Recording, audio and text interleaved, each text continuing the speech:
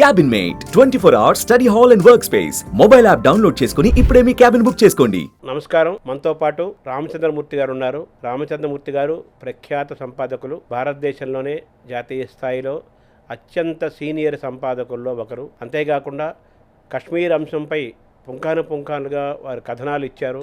ప్రత్యేకంగా కశ్మీరు శ్రీనగర్ ప్రాంతం వెళ్ళి 15 రోజులు అక్కడ ఉండి మొత్తం ఆ ప్రాంతమంతా తిరిగి అక్కడున్న పరిస్థితుల్ని, క్షేత్ర వాస్తవాల్ని గమనించి సీనియర్ జర్నలిస్టులని, అక్కడున్న మేధావుల్ని, చాలామంది ప్రజలని, మామూలు వాళ్ళను కలిసి మండుతున్న కశ్మీరం అనే సిరీస్ నడిపారు దాదాపు 15 ఏళ్ల క్రితం.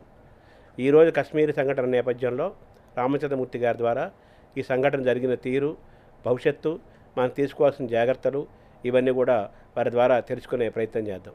నమస్కారం సార్. నమస్కారం. ఇప్పుడు కశ్మీర్ సంగతి చూస్తున్నారు. ఇప్పుడు మొత్తం ప్రపంచమంతా కశ్మీర్ జరిగిన సంఘటనను బట్టి చాలా అదే చర్చనీయాంశంగా మారింది. చాలా కాలం తర్వాత ఒక పెద్ద వేడి వాతావరణం కలుగుతోంది. పాకిస్తాన్కి భారతదేశానికి యుద్ధం కలుగుతోంది, యుద్ధం ఏమైనా వచ్చే అవకాశం ఉందన్నట్లు కూడా పెద్ద చర్చ జరుగుతుంది కదా సార్. అసలు ఎందుకు ఈ సంఘటన జరిగింది, దీన్ని ఎలా చూస్తున్నారు సార్? సంఘటన జరగటం అనేది మామూలే. ఇప్పుడు ఉగ్రవాదులు కశ్మీర్ మీద దాడి చేయటం, కశ్మీర్లో ప్రజల మీద దాడి చేయటం మామూలే. కానీ టూరిస్ట్ మీద దాడి చేయడం మొదటిసారి. గత 3.5 దశాబ్దాలుగా కశ్మీర్లో అస్థిరత ఉంది, గొడవలు జరుగుతున్నాయి, అక్కడ మండుతోంది. కానీ టూరిస్టులు మాత్రం జోలిపోయారు. First time tourist జోలిపోయారు.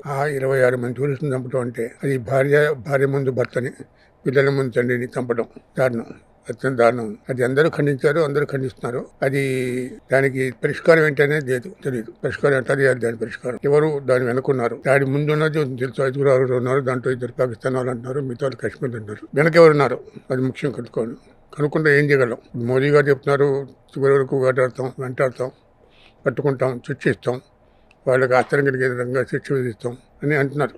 కానీ ఏం చేయగలరు. ఈ వాతావరణంలో ఉంది. కానీ టూరిజం జోలిపోవటం అంటే టూరిజం రెవెన్యూ పెరుగుతుంది కాశ్మీర్కి. కాశ్మీర్ ఏం జరిగిందంటే 2020 నుంచి, ముఖ్యంగా 2019 నుంచి, అంటే సెకండ్ టర్మ్ మోదీ ప్రారంభమైనప్పటి నుంచి అక్కడ 370 రద్దు చేసి యూనియన్ టెరిటరీ డిక్లేర్ చేసి డైరెక్ట్గా సెంట్రల్ గవర్నమెంట్ రూల్ పెట్టారు. అక్కడ మహబూబా ముఫ్తీ గవర్నమెంట్ అయిపోయిన తర్వాత గవర్నర్స్ రూల్ ఉంది.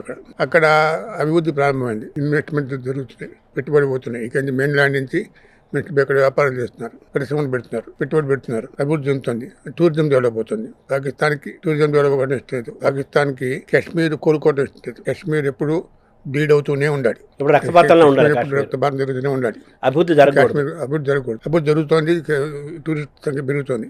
దీన్ని ఎట్లా ఆప్ చేయాలి అంటే ఒక 10 రోజుల ముందే పాకిస్తాన్ ఆర్మీ చీఫ్ ముషీర్ మునీర్ అనే అతను అన్నాడు, పాకిస్తాన్ని ఉద్దేశించి ప్రసంగిస్తూ, విదేశాలలో పాకిస్తాన్ ఉద్దేశించి ప్రసంగిస్తూ, కశ్మీర్ అనేది పాకిస్తాన్కి నాడి లాంటిది, ప్రాణం లాంటిది. అది మనదని చెప్పాలి, వచ్చే జనరేషన్ కూడా చెప్పాలి, అది మనం స్వాధీనం చేసుకోవాలి అని చెప్పాడు. అంటే రెచ్చగొట్టే విధంగా మాట్లాడాడు. దాని తర్వాత జరగడంతో దీని వెనక ఆయన ఉన్నాడేమో, అది పాకిస్తాన్ ఆర్మీ ఉందేమో, పాకిస్తాన్ ISI ఉందేమో, పాకిస్తాన్ ఇంటెలిజెన్స్ ఉందేమో అని అనుమానాలు వస్తున్నాయి. అది జరిగిన 15 రోజుల తర్వాత ఈ దాడి జరిగింది.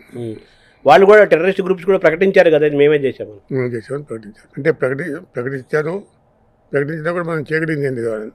వాళ్ళు దొరకరు, దొరికినా చచ్చిపోతారు. చావడానికి సిద్ధపడ్డారు. 5-6 ఉన్నారు. 5-6 26 మంది చంపారంటే 5 కలిసి 5 సాయుధులు. వీళ్ళేమో అనార్మల్ పీపుల్, మామూలుగా ఎంజాయ్ చేయడం పోయినవాడు, పెళ్లి చేసుకొని అక్కడికి హనీమూన్కి వెళ్ళినవాడు, లేకపోతే చాలా కాలంగా ఇష్టం ఉన్నవాడు, చేతులు కలిసి వెళ్ళినవాడు, అట్లున్నారు. మహారాష్ట్ర నుంచి 4 కలిసి వెళ్ళారు, పూనాకు చెందినవాడు, 4 చచ్చిపోయారు బాబు. అంటే ఇక్కడ కశ్మీర్లో మన టూరిజంకి అవకాశం బాగుంది, హ్యాపీగా వెళ్ళి రావచ్చు కదా ఎండాకాలము అనే ఉద్దేశంతో టూరిజం సీజన్ స్టార్ట్ అయింది. ఇప్పుడే స్టార్ట్ అవుతుందని దెబ్బ కొట్టారు. అంటే ఇక టూరిస్ట్ అందరూ ఖాళీ వచ్చేస్తున్నారు. డల్ లేక్ అంతా ఖాళీ అయిపోయింది, సీనరీ ఖాళీ అవుతుంది, అంతా పల్లగం అంతా ఖాళీ అవుతుంది. మొత్తం అన్ని ప్రదేశాలు కాశ్మీర్ నుంచి బయట నుంచి వెళ్ళే వాళ్ళందరూ వచ్చేస్తున్నారు.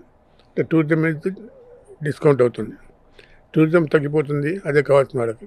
హిందువుల్ని టార్గెట్ చేస్తూ దాడులు చేశారు అంటున్నారు. అది కరెక్ట్ కాదు. వాళ్ళ కోరిక ఏంటంటే ఇక్కడ హిందూ ముస్లిం కూడా రావాలి, పాకిస్తాన్ను లబ్ధి పొందాలి, అది వాళ్ళ ప్రయత్నం.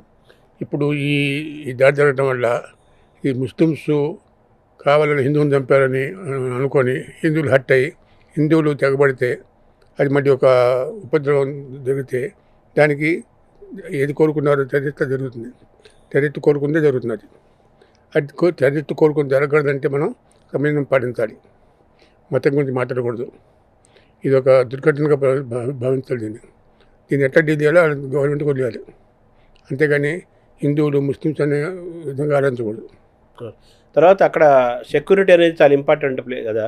ఇప్పుడు ఆ ప్రాంతంలో సెక్యూరిటీ లేదు అని అంటున్నారు కదా సార్, అది ఎలా చూడాలి? అంటే కాశ్మీర్లో ఉన్న సెక్యూరిటీ ఎక్కడ లేదు.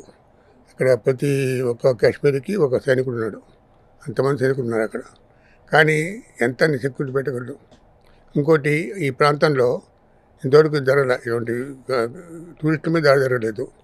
ఇది టూరిజం ప్లేసు, చాలా సుందరమైన ప్రదేశం, చాలా బాగుంటుంది. మినీ స్విట్జర్లాండ్ అంటారు దాన్ని. అందుకని అందరు పోతారు. హనీమూన్ పోతున్నారు అంటే మంచి మంచి ప్లేస్ కాబట్టి పోతున్నారు. అందుకని అందరు పోతున్నారు. అక్కడ జరుగుతున్న ఎవరు ఊహించలే. అంటే ఇంటెలిజెన్స్ వాళ్ళు సమాచారం ఇచ్చారు, వాళ్ళు పట్టించుకోవాలన్నారు కానీ ఇంటెలిజెన్స్ వాళ్ళు రోజు కొన్ని సమాచారాలు ఇస్తుంటారు. అన్నిటి మీద యాక్ట్ చేయడం కూడా సాధ్యం కాదు. ఇంటెలిజెన్స్ సమాచారం ఇచ్చారు, దాన్ని వీళ్ళు లైట్గా తీసుకున్నారంట. లైట్గా తీసుకున్నారు. అంటే ఇంటెలిజెన్స్ వాళ్ళు రోజు 10 సమాచారాలు ఇస్తారు. 10 మీద యాక్ట్ చేయడం సాధ్యం కాదు. కొన్ని వదిలేస్తారు, కొన్ని తీసుకుంటారు. కొన్ని వదిలిందంటే ఇది ఉంది. అదే ఆయన పాకిస్తాన్ ఆర్మీ చీఫ్ కాశ్మీర్ మందే, ఇది మనదే అని చెప్పేసి చాటి చెప్పండి తెలియాలి అని చెప్పేసి ఆయన ఒక రెచ్చగొట్టే వ్యాఖ్యలు చేశాడు. తర్వాత ఇంకో పక్కనే అక్కడ టూరిజం డెవలప్ అవటము, అభివృద్ధి జరగటము, జనం పెరగటము, ఇవన్నీ కూడా వాళ్ళకి ఏమాత్రం నచ్చట్లేదు. ప్రశాంతంగా ఉంది. ఈ మధ్య అక్కడ ఇన్సిడెంట్ తగ్గినాయి, పెట్టుబడులు వస్తున్నాయి. 3,500,000 కోట్లు వచ్చినాయి పెట్టుబడి.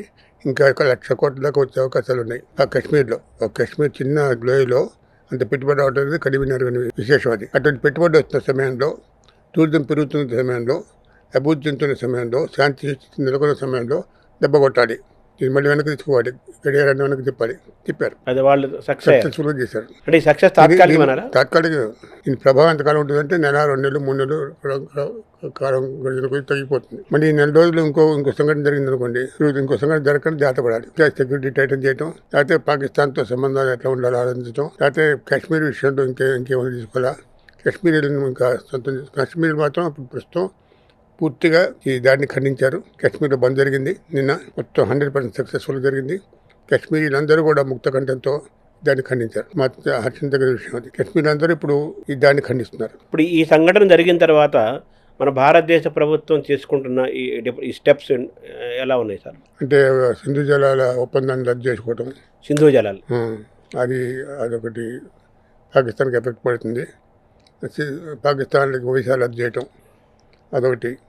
అంటే బోర్డర్ దగ్గర ఆఫ్ చేయటం అదొకటి. ఇవన్నీ దెబ్బతినే కొద్దిగా నష్ట కలిగించే అంశాలే పాకిస్తాన్కి. కానీ ఇవి చిన్న విషయాలు. ఇంత పెద్ద ఘోరం జరిగిన తర్వాత దీనికి ప్రతీకారం ఏం చేయగలం?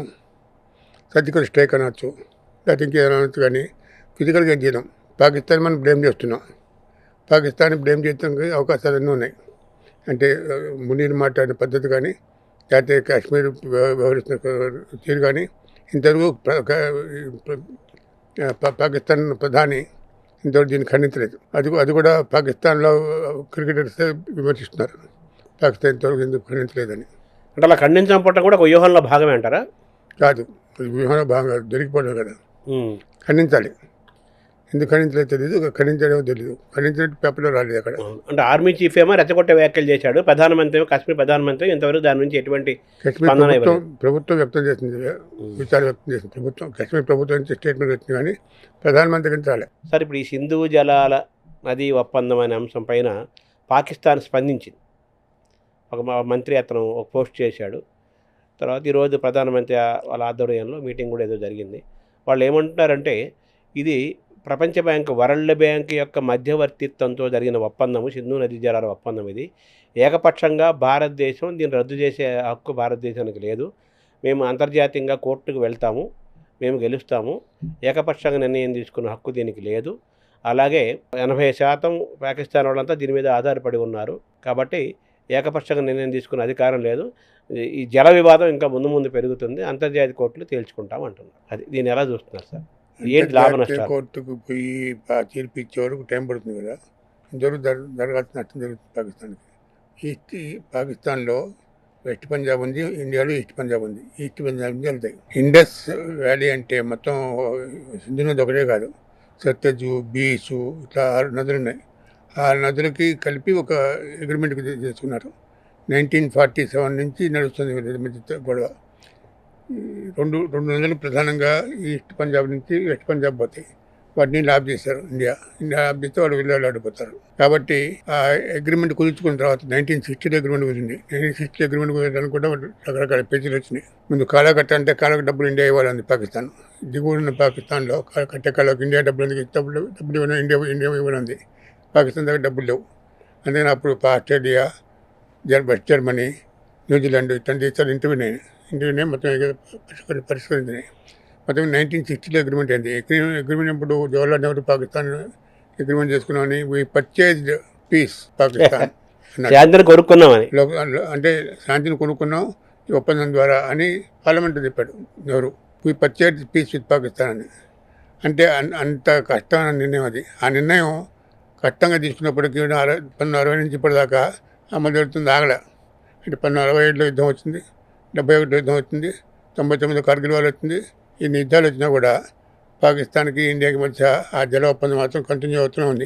65 ఏళ్ళ నుంచి. మొన్న పుల్వామా అప్పుడు కూడా 40 మంది సైనికులు చంపేశారు వాళ్ళు. అప్పుడు కూడా గడ్కరీ అన్నాడు, గడ్కరీ జలవనరుల మంత్రి అప్పుడు, నువ్వు will stop water Indus water కానీ అన్నాడు, కానీ చేయలే. ఇప్పుడు కూడా చేస్తారా చేయరా అని తెలియదు. చేస్తే మాత్రం పెద్ద చర్య అవుతుంది. 80% వెస్ట్ పంజాబ్లో ఉన్న భూములు దీని మీద ఆధారపడి ఉంటాయి, ఈ వాటర్ మీద. ఈ వాటర్ పోకపోతే ఎడారి అవుతుంది, వ్యవసాయం అంతా అక్కడే మొత్తం ఎడారి అయిపోతుంది. వెస్ట్ పంజాబ్ అంతా ఎడారి అవుతుందని గొడవ పెట్టింది పాకిస్తాన్. అయితే అప్పుడు వరల్డ్ బ్యాంక్ ఇంటర్వ్యూన్ అయింది, అమెరికా ఇంటర్వ్యూన్ అయింది ఫస్ట్, దాని తర్వాత వరల్డ్ బ్యాంక్ ఇంటర్వ్యూన్ అయింది. వరల్డ్ బ్యాంక్ మధ్యవర్తిత్వంతో 9 సంవత్సరాలు ఈ 2 దేశాల ఇంజనీర్ల మధ్య చర్చలు జరిగినాయి. ఈ చర్చలు వాదోపవాదాలు అయిన తర్వాత 1960లో ఒప్పందం జరిగింది. ఇప్పుడు మళ్ళీ అదే మాట అంటుంది కదా పాకిస్తాన్, ఇది కేవలం ఏకపక్ష నిర్ణయం కుదరదు, వరల్డ్ బ్యాంక్ యొక్క మధ్యవర్తిత్వంతో ఈ ఒప్పందం జరిగింది అని చెప్పి అంటోంది. అంతర్జాతీయ కోర్టుకి వెళ్తామంటుంది, మేము గెలుస్తామంటుంది ఏనంటుంది కదా. వరల్డ్ బ్యాంక్ అయినా అంతర్జాతీయ కోర్టు ఏదైనా ఎక్స్టర్నల్. ఇండియా పాకిస్తాన్ రియలు.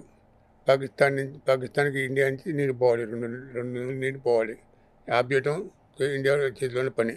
ఇది వరల్డ్ బ్యాంక్ అడ్డుకుంటుందా, ఇంటర్నేషనల్ కోర్టు ఆఫ్ జస్టిస్ అడ్డుకుంటుందా అనవసరం. అదే పని కాదు. ఈ పాకిస్తాన్ ఇండియా తెలుసుకోవాల్సిన విషయం ఇది. కాబట్టి కొంత తాత్కాలికంగానైనా పాకిస్తాన్ అర్థం తిరిగే అవకాశం ఉంది. సో మనకు ఆ నిర్ణయం తీసుకునే అధికారం మన సంపూర్ణంగా ఉంది భారతదేశానికి. మన దేశం నుంచి పోయే జనాలు కదా. అవును, అవును, ఒప్పందం ఉంది. ఇప్పుడు మేము సిమ్లా ఒప్పందం కూడా రద్దు చేసుకుందాం అంటున్నారు పాకిస్తాన్. అన్ని ఒప్పందాలు రద్దు చేసుకున్నాం అన్నారు.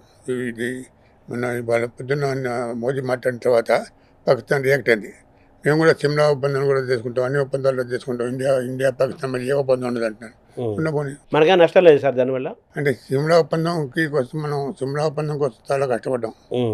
70,000 మంది జనాన్ని, 90,000 మంది సైనికుల్ని ఫ్రీగా వదిలిపెట్టాం.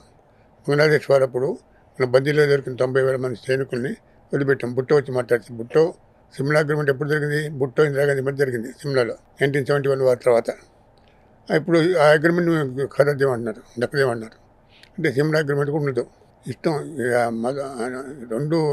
రెండు దేశాలు అట్లా అనుకున్నప్పుడు ఎవరైతే వాళ్ళు పిచ్చి పిచ్చిగా మాట్లాడుతున్నారు అంటున్నారు. అంటే ఇర్రెస్పాన్సిబుల్ మాట్లాడటం అవుతుంది. ఇర్రెస్పాన్సిబుల్గా బాధ్యతారహితంగా సిమ్లా ఒప్పందం కూడా రద్దు చేసుకుంటాం, భారతదేశంతో అన్ని ఒప్పందాలు రద్దు చేసుకుంటామని వాళ్ళే అంటున్నారు. అంటే బెదిరించే ధోరణి. సో ఈ ఒప్పందాలన్నీ రద్దు చేసుకుంటే భారతదేశానికి వచ్చే నష్టం ఏమీ లేదు కదా సార్. భారతదేశం నష్టం లేకపోతే ఒప్పందం కుదుర్చుకుని లాభం వచ్చు కదా. లాభం ఆశించే కుదుర్చుకున్నాం.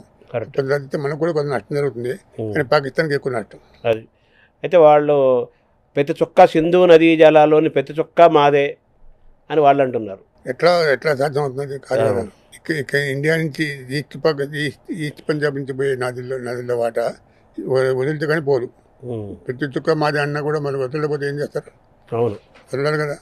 అగ్రిమెంట్ ప్రకారం దాన్ని సూపర్వైజ్ చేయడానికి ఉంది, కమిషన్ ఉంది. కమిషన్ సూపర్వైజన్లో జరుగుతుంది ఇంతవరకు.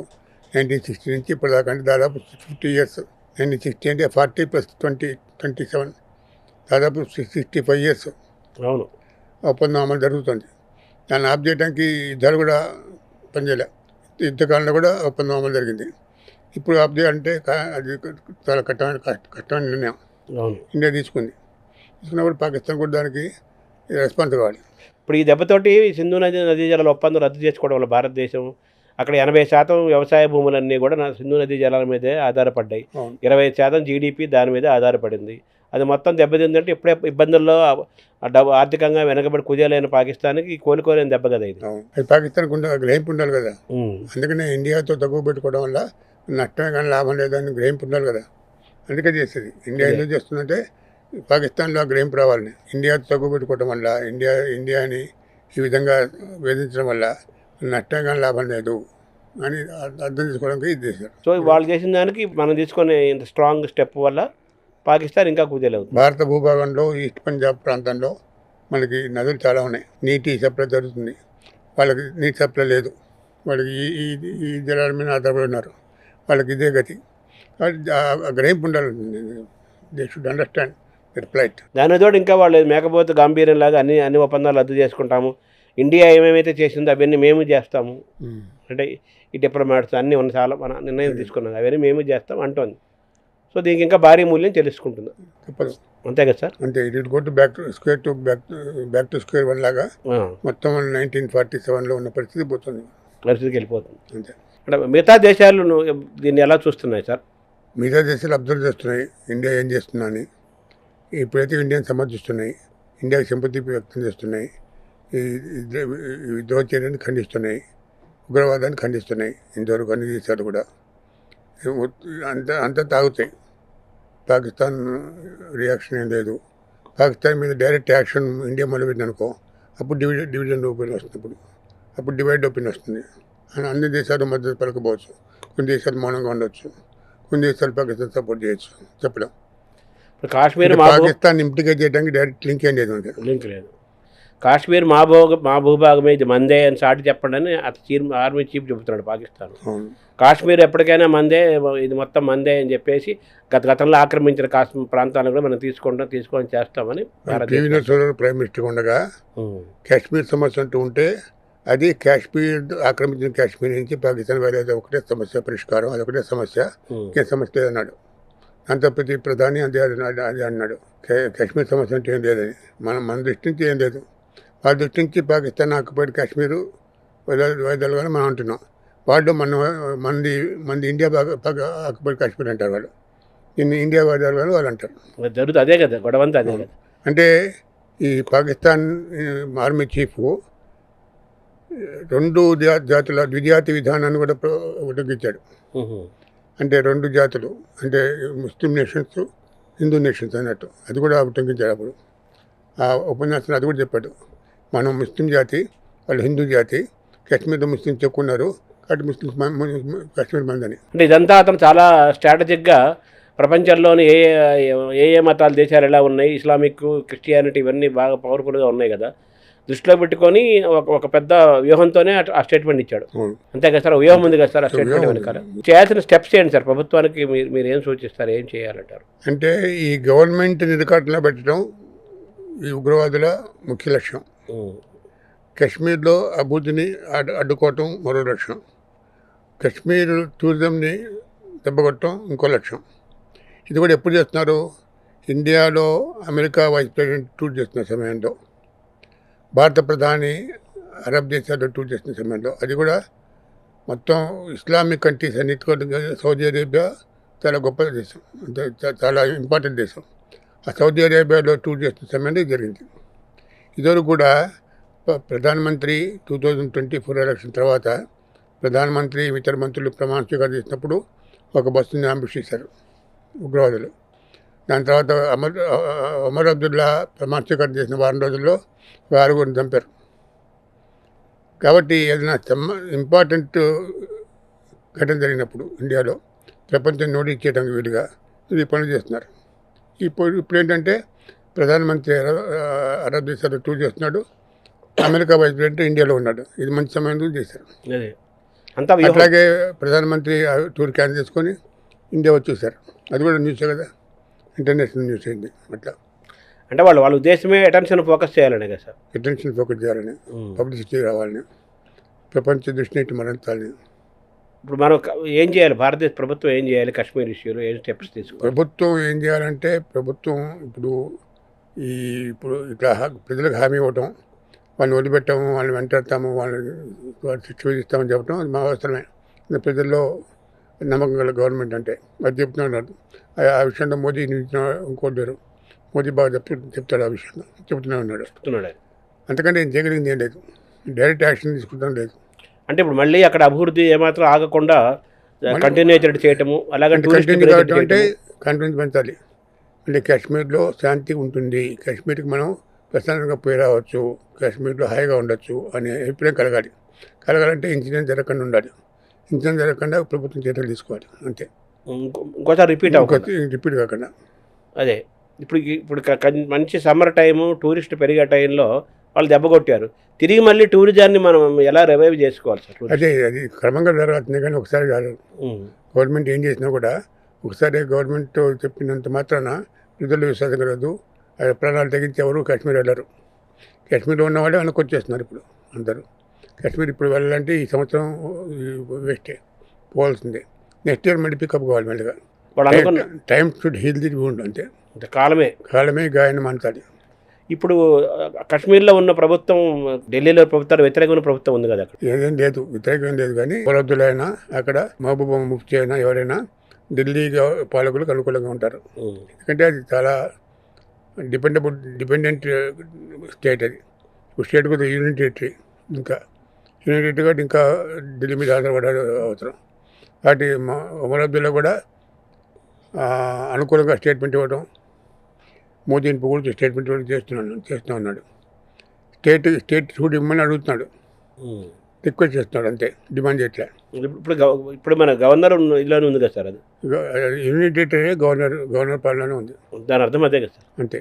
అంటే మన ఢిల్లీ ఉన్నట్టు, ఢిల్లీలో ఆప్ గవర్నమెంట్ ఉన్నట్టు. ఇప్పుడు ఆప్ గవర్నమెంట్ వ్యతిరేకం బీజేపీకి, ఇది వ్యతిరేకం కూడా కాదు. అంటే పోటీ చేయడం, ఇండిపెండెంట్ పోటీ చేసి గెలిచారు. కానీ ఎలక్షన్స్ బాగా జరిగినాయి, అదొకటి. ఇప్పుడు ఉగ్రవాదులకు కానీ లేకపోతే పాకిస్తాన్ వాళ్ళకు కానీ కంటెంట్ ఏంటంటే కాశ్మీర్లో పరిస్థితులు మెరుగుపడ్డాయి, ఎన్నికలు బాగా జరిగినాయి, ఎన్నికల్లో ఓటర్లు బాగా పాల్గొన్నారు, ప్రజాప్రభుత్వం వచ్చింది అధికారంలోకి. ఇదంతా మంచి ప్రక్రియ కదా, మంచి పరిణామం కదా. ఈ పరిణామం ఇంత జరగడం వాళ్ళకి ఇష్టం లేదు, టెర్రరిస్టులకి, పాకిస్తాన్కి, లేకపోతే కాశ్మీర్ వ్యతిరేకులకి, ఇండియా వ్యతిరేకులకి. ఇప్పుడు ఈ 370 ఆర్టికల్ రద్దు విషయంలో కానీ, అలాగే ఆ రాష్ట్రానికి ఒక ఇండిపెండెంట్, మిగతా రాష్ట్రాల్లాగా ఈ రాష్ట్రానికి కూడా ఒక ఇండిపెండెంట్ రాష్ట్రంగా ఉండాలి, మిగతా రాష్ట్ర సమానంగా అని కూడా అంటున్న ఆ డిమాండ్ ఉంది కదా. దానివైపు కూడా పునరాలోచిస్తామని చెప్పి కూడా అన్నారు కదా సార్ ఒక టైంలో. ఆలోచించాలి అన్నారు. అంటే ఈ గవర్నమెంట్ కూడా ఆలోచించాలి. కాశ్మీర్ ప్రజల్ని మనం పెట్టుకుంటే ఎవరేం చేయలేరు. కాశ్మీర్ ప్రజల్లో మన పట్ల అనుమానాలు ఉన్నా, మన పట్ల ఆగ్రహం ఉన్నా అది కష్టం, మనకి ఎవరు హెల్ప్ చేయలేరు. కాశ్మీర్ ప్రజలు ఎట్లా ఉన్నారు, అంత సంతోషంగా ఉన్నారని చెప్తే కాదు, అంత సంతోషంగా లేరు. 370 రద్దుకి వ్యతిరేకిస్తున్న వాళ్ళు చాలామంది ఉన్నారు కాశ్మీర్లో. అట్లాగే స్టేట్హుడ్ రద్దు చేయడం వ్యతిరేకిస్తున్న వాళ్ళు చాలామంది ఉన్నారు. ఆ రెండింటిని సర్దుకోవాలి. ఆ రెండింటి మీద వ్యతిరేకత పోగొట్టుకోవాలంటే ఆ రెండు చర్యలను ఉపసంహరించుకోవాలి. ముఖ్యంగా కాశ్మీర్కి స్టేటస్ ఇవ్వాలి. ఇంతవరకు భారత రాజ్యాంగంలో, స్వతంత్ర భారతంలో ఒక రాష్ట్రం ఏర్పడింది, కొత్తగా ఏర్పడింది. కానీ ఒక రాష్ట్రం అంది యూనియన్ టెరిటరీ మనకి ఎవరు పోలే. యూనియన్ టెరిటరీ రాష్ట్రం అయింది. తెలంగాణ రాష్ట్రం ఏర్పడింది, ఉత్తరాఖండ్ రాష్ట్రం ఏర్పడింది, జార్ఖండ్ రాష్ట్రం ఏర్పడింది కొత్తగా. కానీ ఉన్న రాష్ట్రం యూనియన్ టెరిటరీ కావడం ఫస్ట్ టైం. అక్కడ వెనక్కిపోవడం, దాన్ని ముందు చూడాలి. దాన్ని రద్దు చేసి, యూనియన్ టెరిటరీ రద్దు చేసి దానికి రాష్ట్ర ప్రతిపత్తి ఇవ్వాలి. ఇస్తేనే కొంత సంతోషం, కొంత ఆగ్రహం తగ్గుతుంది వాళ్ళకి. కాశ్మీర్లకి నేను పోయినప్పుడు 15 ఏళ్ళ క్రితం అనుకోండి, మీరు ఇండియా నుంచి ఎప్పుడు వచ్చారు, ఇండియా ఎప్పుడు వస్తున్నారు అంటారు. వేరే దేశంలాగా మీరు ఇండియా నుంచి ఎప్పుడు వస్తున్నారు, హైదరాబాద్ ఎప్పుడు వచ్చారు కాదు, మీరు ఇండియా నుంచి ఎప్పుడు వచ్చారు, మీరు ఇండియా ఎప్పుడు వెళ్తున్నారు మళ్ళీ అంటే వాళ్ళైతే వేరే దేశం అన్నట్టు, నేను వేరే దేశం అన్నట్టు మాట్లాడేవాడు. అంటే ఎవరు సామాన్య ప్రజలే సార్? సామాన్య ప్రజలు కూడా అభిప్రాయం ఉంది అప్పుడు. ఇప్పుడు కొంత తగ్గుండొచ్చు. ఇప్పుడు గవర్నమెంట్ బాగా ఇన్వెస్ట్ చేస్తుంది. గవర్నమెంట్ అమిత్ షా వెళ్ళి వస్తున్నాడు, ప్రధానమంత్రి కూడా వెళ్ళి వస్తున్నాడు, ఎక్కువ కాన్సన్ట్రేట్ పెడుతుంది, ఫోకస్ చేస్తుంది గవర్నమెంట్ మీద. బీజేపీ కూడా అధికారంలోకి ఉంది. బీజేపీ ముఫ్తీ గవర్నమెంట్ సభలో భాగమైంది. కాబట్టి ఇద్దరు కంటే కొద్దిగా ఎక్కువ క్లోజ్గా ఉండొచ్చు. కానీ అభిప్రాయం అయితే మొత్తం పోదు. కాశ్మీరీలో ఇప్పటికీ మేము వేరు, మేము ప్రత్యేకం, మేము భారతీయులం కాదు అనే అభిప్రాయం ఉంది. అభిప్రాయం పోగొట్టడం ప్రయత్నాలు జరుగుతున్నాయి, గవర్నమెంట్ చేస్తుంది, ఇంకా చేయాలి. అవి ఎప్పటికి పోతాయి సార్? అవి ఎలా పోతాయి పూర్తిగా? అది క్రమంగా జరగాల్సింది, ఒకసారి జరిగేది కాదు, మ్యాజిక్ వ్యాన్తో జరిగేది కాదు, ఇది క్రమంగా పోవాల్సిందే. అంటే కానీ క్రమంగా పోవాలంటే వాళ్ళకి ఇష్టం లేని పని చేయకూడదు. 370 రద్దు చేయడం వాళ్ళకి ఇష్టం లేని పని, స్టేట్యూట్ రద్దు చేయడం వాళ్ళకి ఇష్టం లేని పని, ఇది మనం ఒప్పుకొని చేయాలి. అది అన్నంత మాత్రం మన దేశద్రోహుడు అనే వాళ్ళు కూడా ఉన్నారు ఈ దేశంలో. 370 రద్దు చేయడం వాళ్ళకి ఇష్టం లేని పని అంటే వీడు కాశ్మీర్కి కాదు, వీడు ముస్లిం పాకిస్తాన్ వాడు, పాకిస్తాన్ కూడా ప్రమాదం కూడా ఉంది. అటువంటి కాలంలో మనం బతుకుతున్నాం. కాబట్టి వాళ్ళు ఎవరేమనుకున్నా సరే అది మాత్రం నిర్ణయం కరెక్ట్ కాదు. 370 రద్దు చేయడం కరెక్ట్ కాదు, అట్లాగే స్టేట్యూట్ రద్దు చేయడం కరెక్ట్ కాదు. ఆ రెండు నిర్ణయాన్ని తిరగదోడుకోవాల్సిన అవసరం ఉంది. అప్పుడే కాశ్మీరీలు మన వైపు ఉంటారు పూర్తిగా. ఇప్పుడు మన వైపు ఉన్నారు, ముఖ్యంగా ఈ ఉగ్రవాదుల దాడిని పూర్తిగా వ్యతిరేకిస్తున్నారు. మన బంధువులు మొత్తం పాల్గొన్నారు నిన్న, అదంతా కరెక్టే. కానీ వాళ్ళ మనసులో ఎప్పటికీ ఏమో అనుమానం ఉండకుండా చేయాలంటే, వాళ్ళు మనస్ఫూర్తిగా మనతో ఉండాలంటే వాళ్ళకి మనసు కష్టం కలిగిన విషయాలు మనం అర్థం చేసుకొని పరిష్కరించుకోవాలి. అది ఇప్పుడు అభివృద్ధి జరుగుతోంది, టూరిజం పెరుగుతోంది, అలాగే మన ఎలక్షన్ జరిగిన తీరు కూడా బాగా, ఓటింగ్ బాగా పెరిగింది, ప్రజలు స్వచ్ఛందంగా వచ్చి ఓట్లు వేశారు. అంటే వాతావరణం బాగుంది, మెరుగుపడుతోంది. గవర్నమెంట్ మీద విశ్వాసం పెరుగుతోంది, ఢిల్లీ మీద విశ్వాసం పెరుగుతోంది. భారతదేశంలో పార్ట్నర్ కావాలని, భారతదేశంలో భాగంగా అనుకుంటున్నారు, అనుకోవాలి. దీని వెనకాల ఏముందంటారు సార్? పాకిస్తానేనా, ఇంకేమైనా ఉన్నాయి? పాకిస్తాన్ ఇంకేం లేదు, పాకిస్తాన్ తప్ప ఇంకెవరికి ఇంట్రెస్ట్ లేదు. ఇతర ముస్లిం దేశాల గురించి, ఇస్లామిక్ దేశాల కూడా ఇంట్రెస్ట్ లేదు కాశ్మీర్ మీద. కాశ్మీరు పాకిస్తాన్ అని పాకిస్తాన్ ఉంటుంది. ఎందుకు అనుకుంటే 1947లో జరిగిన పొరపాటు కానీ లేకపోతే గ్రహపాటు కానీ, అప్పుడు దాని పరిణామాలు. అప్పుడే కాశ్మీర్ని సర్దార్ పటేలే ముందు అనుకొని మధ్య చేస్తుంటే హరి సింగ్ దగ్గర లెటర్ తీసుకొని వేరే రకుండేది. హరి సింగ్ దగ్గర లెటర్ తీసుకోకుండా, హరి సింగ్ ఏమో ఇండిపెండెంట్ స్టేట్ ఉందన్నాడు. కాశ్మీరు, జునాగఢ్, హైదరాబాద్ 3 రాష్ట్రాలు విడిగా ఉన్నాయి. అప్పుడు మధ్యకాల మిగతా దేశం అంతా మధ్య అయింది. 3 కాల. హైదరాబాద్ ఏమో 1948 దాకా ఆగాల్సి వచ్చింది, సెప్టెంబర్ దాకా. జునాగఢ్ లోపు అయిపోయింది. కాశ్మీర్ మాత్రం పాకిస్తాన్ సైన్యంలో వచ్చినప్పుడు అప్పుడు సర్దార్ పటేల్ నిర్ణయం తీసుకొని, నెహ్రూ లండన్లో ఉన్నప్పుడు సర్దార్ పటేల్ డెసిషన్ తీసుకొని సైన్యాన్ని పంపించాడు. అప్పుడు ఆగింది. అంతవరకు వచ్చిన పాకిస్తాన్ సైన్యం ఆక్రమించింది. పాకిస్తాన్ ఆక్రమణలో ఇప్పటిదాకా అంటే కొంత సైన్యం చైనా కప్పు చెప్పింది. మిగతా అంతా ఇండియా అంతా అధీనంలో ఉంది. అది వివాదంగానే ఉంది. అది అంతర్జాతీయ వివాదంగానే చెల్లవుతూనే ఉంది. అది యూఎన్ఓలో కూడా అది వచ్చింది. కాశ్మీర్ మీదనే ఇండియాకి పాకిస్తాన్కి విభేదాలు. ఈ పరిస్థితుల్లో డిప్లొమాటిక్ స్టెప్స్, ఇంటర్నేషనల్ రిలేషన్స్, అంతర్జాతీయ సంబంధాలు, దౌత్య సంబంధాలు పాకిస్తాన్తో ఎలా మెయింటైన్ చేయాలి? పాకిస్తాన్ వంట చేయటం. ఇప్పుడు ఇండియన్ డిప్లొమసీ అంతా దామినే ఉంది. నిన్న ఎయిర్పోర్ట్లో ప్రధానమంత్రి దిగంగానే మీటింగ్ జరిగిన, ఇవాళ పొద్దున ప్రధాని నివాసంలో మీటింగ్ జరిగిన. దాని తాత్పర్యం ఏంటంటే, డిప్లొమాటిక్గా పాకిస్తాన్ వంట చేయడం ఎట్లా, అన్ని దేశాలపై పాకిస్తాన్ జన్మని చెప్పాలి, ఈ దుర్మార్గం గురించి చెప్పాలి, ఈ టూరిస్టుల మీద దాడిని, వాళ్ళని హింసించడాన్ని, వాళ్ళని చంపడాన్ని మనం ప్రపంచం దృష్టి తీసుకురావాలి. ఇంకా బలవంతంగా, ఇంకా బలంగా అంటే ప్రపంచం దృష్టిలో పాకిస్తాన్ని నిలబెట్టాలి, చెడుగా నిలబెట్టాలి, దోషిగా నిలబెట్టాలి. ఇప్పుడు దోషిగా నిలబడినట్టే కదా సార్? నిలబడినట్టే, కానీ ఇంకా ఎక్కువ చెప్పాలి. కొన్ని దేశాలు పట్టించుకోకపోవచ్చు, ఒక ఇన్సిడెంట్ని గమనించబోవచ్చు, తగినంతగా రియాక్ట్ కాకపోవచ్చు. ఇందులో మానవీయ కోణాలు చెప్పాలి. వాళ్ళ కుటుంబాలు ఎటువంటి పరిస్థితుల వాళ్ళు వచ్చారు, అక్కడికి ఎట్లా చచ్చిపోయారు. కొంతమంది బతినాడు, నాకు 3 ఏళ్ళ కొడుకున్నాడు, నన్ను వదిలిపెట్టినాను, ఒకడు బతినాడాడు, ఆయన వదిలిపెట్టలే. అట్లా వయస్సు నిమిత్తం లేకుండా వాళ్ళు ఎవరిని బట్టి వాళ్ళు కాలు చంపారు, విచక్షణారహితంగా. ఇప్పుడు ప్రధానమంత్రి ఏమంటున్నారు, వీళ్ళకి ఈ సంఘటనల నేపథ్యంలో ఎవరూ ఊహించని గుణపాఠం నేర్పుతారు, దెబ్బ కొట్టి చూపిస్తామంటున్నారు కదా, దాన్ని ఎలా సార్ ఆయన ఉద్దేశం? అదే ఆయన ఉద్దేశం ఏంటంటే, 5గురిని పట్టుకుంటాము, 5గురిని పట్టుకుని, 5గురిని కాదు వాళ్ళు వెనుకున్న వాళ్ళని కూడా పట్టుకుంటాము, ఏం శిక్ష ఇస్తామని చెప్పలేదు, ఊహించిన విధంగా అన్నారు. వాళ్ళే ఊహించవచ్చు, మనమే ఊహిస్తాం. అదే అంటే పాకిస్తాన్ తోటి మన భారతదేశం అంటే ఎటువంటి యుద్ధ వాతావరణం ఉంటుందంటారా? వాతావరణం ఆల్రెడీ ఉంది. ఇప్పుడు మొన్ననే BCCI,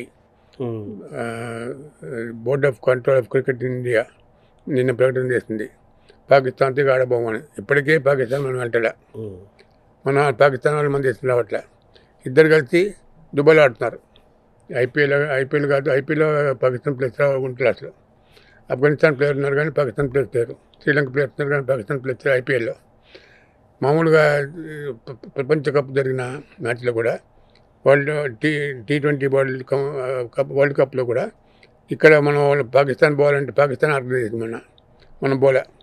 అప్పుడు దుబాయ్లో పెట్టారు. దుబాయ్లో మనం పాకిస్తాన్ ఆడాం. చివరికి మనకి వెళ్తాం.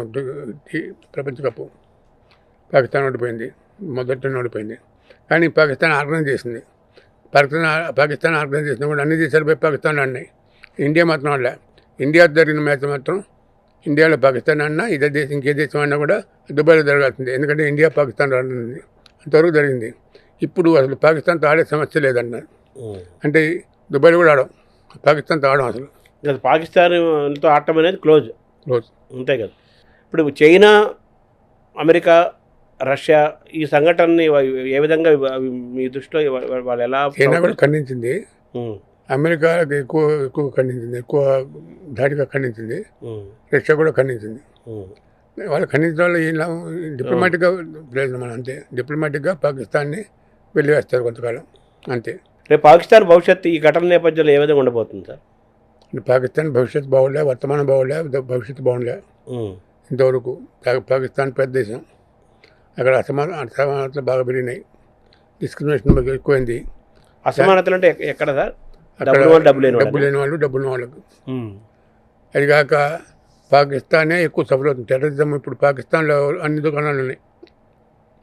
ఈ want to hit Afghanistan, Haqqani network రెడీగా ఉంది. Pakistan Haqqani network headquarters పాకిస్తాన్లో ఉంది. ఈ వాంట్ టు హిట్ కాశ్మీర్, ఇంకో దేశీ ఒక సంస్థ పాకిస్తాన్లో రెడీగా ఉంది. ఈ want to hit non Muslims ఇంకోటి రెడీగా ఉంది. అంటే అన్ని ఉగ్రవాద సంస్థలకి హెడ్ క్వార్టర్స్ పాకిస్తాన్లో ఉన్నాయి. కానీ పాకిస్తాన్లో కూడా జరుగుతున్నాయి. పాకిస్తాన్కి అక్కడేం బాగోలే పరిస్థితి. నార్త్ వెస్ట్ ఫ్రంటియర్కి పాకిస్తాన్ కూడా జరుగుతుంది. వాళ్ళు గెరిల్లా ఫైట్ మొదలుపెట్టారు. అక్కడ పాకిస్తాన్లో సంతోషంగా లేరు. ఉగ్రవాదం వల్ల ఎక్కువ నష్టపోయింది పాకిస్తాన్. ఇప్పటికి కూడా ఇండియా కంటే కూడా పాకిస్తాన్లోనే ఎక్కువ నష్టపోతుంది ఉగ్రవాదం వల్ల. ఇప్పుడు ఇంత నష్టపోయి అభివృద్ధి లేకపోయినా నష్టపోతున్నా, దిగజారిపోతున్నా, ఇంకా ఎందుకు అదే పట్టుకు వెళ్ళారు? మూర్ఖులు అంతేకండి. టెర్రరిజం వల్ల ఇండియా కంటే పాకిస్తాన్ ఎక్కువ నష్టపోతుంది. అయినా టెర్రరిజంకి హెడ్ ఆఫీస్ అన్నీ పాకిస్తాన్లో ఉన్నాయి. అన్నిటికీ సైన్యం సపోర్ట్ ఉంది, అయినా వాళ్ళ మార్పు రావట్లేదు. ఇంకా మనకి పాకిస్తాన్ ఇంకా దెబ్బతింటమే కదా. ఇప్పుడు వాళ్ళు ఆఫ్ఘనిస్తాన్ని 20-30 ఏళ్ళు పోషించారు. ఆఫ్ఘనిస్తాన్లో తిరుగుబాటును పోషించారు, అమెరికా మీద తిరుగుబాటును పోషించారు. ఇప్పుడు వాళ్ళకి వ్యతిరేకంగా తిరుగుబాటు. Afghanistan and Pakistan are not together. ఆఫ్ఘనిస్తాన్లో ఉన్న తాలిబాన్ పాకిస్తాన్ మీద వ్యతిరేకంగా ఉన్నారు. ఇప్పుడు వాళ్ళు ఇండియా చురుకుగా ఉన్నారు ఇప్పుడు ప్రస్తుతం. ఇప్పుడు మరో తాలిబాన్ లాగా అయిందంటారా పాకిస్తాన్? ఇప్పుడు తాలిబాన్ కంటే అన్యాయం అయిపోయింది కదా. తాలిబాన్ కనీసం వాళ్ళ దేశంలో ప్రశాంతంగా ఉంటున్నారు. సత్సంబంధాలు ఉన్నాయి. అంటే వాళ్ళు జెండర్ విషయంలో, మహిళల విషయంలో విచక్షణ రహితంగా ఉండటం, లేకపోతే మిగతా విషయాలు వివక్ష చూపించడం ఇవన్నీ. కానీ పాకిస్తాన్ కంటే ఆఫ్ఘనిస్తాన్లో ప్రశాంతత ఎక్కువ ఉంది ఇంటర్నల్గా. ఓవరాల్గా ఈ టెర్రరిజం నేపథ్యంలో బాగా ప్రపంచంలో దెబ్బతిన్న దేశం ఏదైనా ఉందంటే పాకిస్తాన్. ఆర్థికంగా అన్ని రకాలుగా చితికిపోయింది. ఇప్పుడు ఒక రకంగా ప్రపంచ దృష్టిలో, మన ఇంటర్నేషనల్ ఏజెన్సీల దృష్టిలో చెడ్డ పేరు మూట కట్టుకొని ఒంటరిగా మిగిలిపోయే అవకాశం ఉంటుందంటారా పాకిస్తాన్కి? అంటే పాకిస్తాన్ సపోర్ట్ చేస్తే ఇస్లామిక్ దేశాలు కూడా ఇప్పుడు సపోర్ట్ చేస్తే సిద్ధంగా లేవు. అమెరికా సిద్ధంగా లేదు. చైనా ఒకటే ఉంది పాకిస్తాన్కి అనుకూలంగా. అదే చైనా అంటే చైనాలో వైఖరిలో మార్పు వచ్చే అవకాశం ఉంటుందా? అంటే మళ్ళీ చైనా వైఖరి, ఇండియా పట్ల చైనా వైఖరి ఎట్లా ఉందంటే అమెరికా పట్ల ఇండియా వైఖరి మీద ఆధారపడి ఉంటుంది. అదే మన ఇండియా దగ్గర అమెరికా దగ్గర కొద్ది చైనా దూరం అవుతాం. అవును, ఇండియా చైనా దగ్గర అయితే అమెరికా దూరం అవుతుంది, ఇండియా అమెరికాకు దగ్గర అయితే చైనా దూరం అవుతుంది. వాళ్ళిద్దరి మధ్య దోపుచు దాటవలసిన పరిస్థితిలో మనం భారతదేశం ఉంది. మన ఇద్దరితో సత్సంబంధాలు మెయింటైన్ చేయాలని చూస్తున్నాం. ఇటు చైనాతో, అటు అమెరికాతో, రెండింటితో కూడా మన సంబంధాలు మెయింటైన్ చేయాలనే ప్రయత్నంలో ఉన్నాడు మోడీ. ఇప్పుడు ఇటువంటి సంఘటనలు జరగకుండా, పునరావృతం కాకుండా ఉండాలంటే అక్కడ సెక్యూరిటీ ఇంటెలిజెన్స్ రిపోర్ట్ ఉన్నప్పటికీ కూడా వాళ్ళు దాన్ని బ్రైట్గా తీసుకున్నారు, ఎందుకంటే నీళ్ళు జరగలేదు కాబట్టి ఏం జరగదు అనుకున్నారు కదా. ఇప్పుడు ఏం చేయాలి సార్? సెక్యూరిటీ టైటన్ చేయాలి, అనుమానం లేదు. సెక్యూరిటీ ల్యాబ్స్ ఉంటే వాడిని ఐడెంటిఫై చేయాలి, వాడిని ఫిల్అప్ చేయాలి, ఇంకా సెక్యూరిటీని పెంచాలి, నెట్వర్క్ని ఇంకా యాక్టివేట్ చేయాలి. అది మాత్రం తప్పదు. మోడీ వచ్చిన తర్వాత ముఖ్యంగా 2019 తర్వాత నుంచి మన కరోనా తర్వాత నుంచి తీసుకుంటే ఆర్టికల్ రద్దు చేయటము, టూరిజంకి అవకాశాలు కల్పించడము, అభివృద్ధి జరగటం పెరగటము, ఎలక్షన్స్ కూడా శాంతియుతంగా జరగటం, ఎలక్షన్లు పెరగటం, ఇవన్నీ ఒక అభివృద్ధి కొంత శాంతి కనిపిస్తుంది కాశ్మీర్లో ఈ సంఘటన జరగబోయే ముందు వరకు. మధ్య మధ్యలో కొన్ని సంఘటనలు జరుగుతున్నప్పటికీ కూడా పుల్వామా జరిగింది కదా.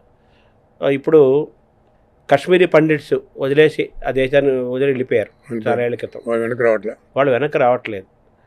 వాళ్ళు వెనక్కి తెప్పించడం కూడా చాలా కీలకమైన అంశం కదా. వాళ్ళు వెనక్కి రావాలంటే వాళ్ళకి ఎక్స్పీరియన్స్ ఉండాలి, వాళ్ళకి ఆత్మవిశ్వాసం పెరగాలి, గవర్నమెంట్ మీద విశ్వాసం పెరగాలి, లోకల్ ప్రజల మీద విశ్వాసం పెరగాలి. టైం పడుతుంది. అంటే విశ్వాసం కలగాలంటే ఏం చేయాలి సార్ ప్రభుత్వం? ఏం లేదు, ప్రభుత్వం అక్కడ వెల్కమ్ చేస్తుంది, ప్రభుత్వం రమ్మంటుంది, కాశ్మీర్ గవర్నమెంట్ కూడా రమ్మంటుంది. కానీ వీళ్ళే పోవట్లేదు, ధైర్యం చేయట్లేదు. వీళ్ళు క్యాంప్స్లోనే ఉంటున్నారు కానీ అక్కడికి పోవడానికి సిద్ధంగా లేరు. ఇంకా జమ్మూ ఎలా ఉందంటారు? ఎప్పుడైనా దాడి జరుగుతుంది. అది ఆ భయం ఉంది. జమ్మూ ప్రశాంతంగా ఉంది, కంపేరిటివ్గా జమ్మూ ఇస్ పీస్ఫుల్. జమ్మూలో గొడవలు, కాశ్మీర్లోనే గొడవ. ఇప్పుడు ప్రస్తుతం ఈ నేపథ్యంలో మన భారతదేశ ప్రభుత్వానికి ఎదురుగా ఉన్న ఛాలెంజ్ చేసేయండి సార్. అంటే కాశ్మీరీస్ని ఎట్లా ఓన్ చేసుకోవాలి, హౌ టు విన్ కాశ్మీరీస్.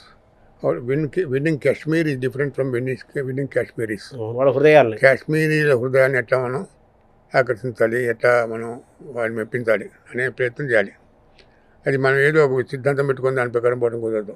అది దాన్ని సడలింపే అవసరమైతే సడలించైనా సరే కాశ్మీర్ ప్రజలకు ఏది ఇష్టమో చేయాలి.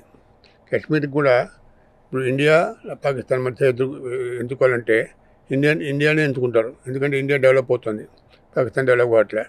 ఇండియాతో సత్సంబంధం ఉంటే మంచిది, వాళ్ళకి ఆర్థికంగా మంచిది, సామాజికంగా మంచిది, అన్ని రకాల మంచిది కాశ్మీరీస్కి. అది వాళ్ళకి అర్థమవుతున్న టైంలో ఇంకా దగ్గర తీసుకుంటే మంచి ఓన్ చేసుకునే ప్రయత్నం చేయాలి. ప్రజల మనసుల్ని గెలిచేవాళ్ళు, కాశ్మీర్ మనుషులు ప్రజల మనసులో గెలవాలి. అదే చేస్తున్నాం అంటారు వీళ్ళు.